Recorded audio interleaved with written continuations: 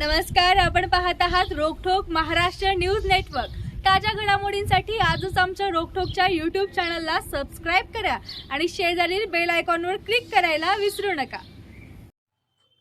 मराठा आरक्षणाच्या मागणीकरिता करकंब येथे मराठा समाज आक्रमक झाला असून जोपर्यंत मराठा समाजाला आरक्षण मिळत नाही तोपर्यंत करकंब गावात कोणत्याही राजकीय पक्षाचा तसेच राजकीय नेत्यांचा आयोजित केलेला कार्यक्रम होऊ देणार नाही असा इशारा देण्यात आलाय।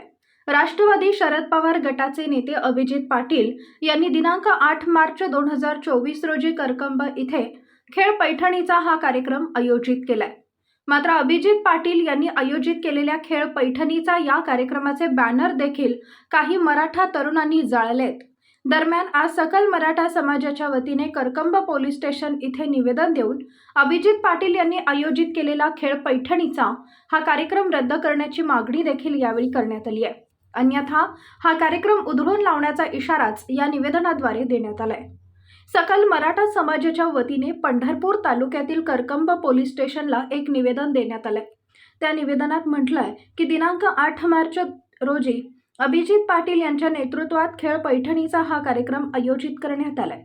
तरी मराठा समाजाला आरक्षण मिळेपर्यंत कोणत्याही राजकीय पक्षाचा तसेच राजकीय नेत्यांचा आयोजित केलेला कार्यक्रम करकंब गावात होऊ दिला जाणार नाही।